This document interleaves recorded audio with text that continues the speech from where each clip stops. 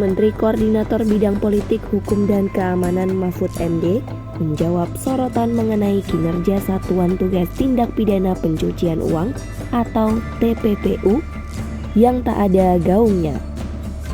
Ia memastikan bahwa Satgas TPPU masih bekerja, bahkan tugasnya semakin seru.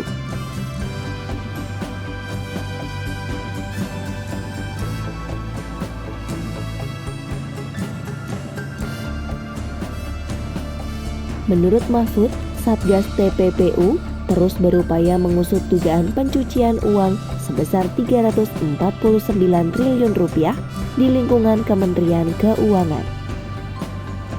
Ia menyebut sejauh ini ada perkembangan pada Satgas TPPU dengan mengungkapkan dua hal positif yang saat ini berjalan. Di antaranya, kantor pajak dan bea cukai yang mulai berbenah dan kasus konkret dari Rafael Alun yang dibuka terus. Sebelumnya, pemerintah membentuk Satgas TPPU untuk menyelidiki dugaan pencucian uang senilai 349 triliun rupiah di lingkungan Kementerian Keuangan. Hal ini bersumber dari data agregat laporan hasil analisis atau LHA PPATK 2009-2023. Keseluruhan LHA mencapai 300 surat dengan total nilai transaksi agregat 349 triliun rupiah.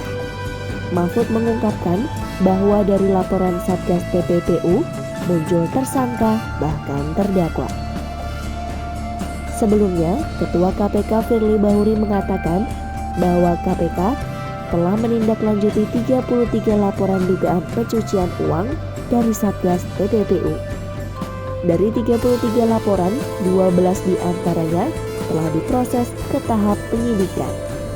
Sementara itu, masih ada 5 laporan yang masih dalam proses penelaahan Direktorat Pelayanan dan Pengaduan Masyarakat, dan 3 laporan lainnya dilimpahkan ke Mabes Polri.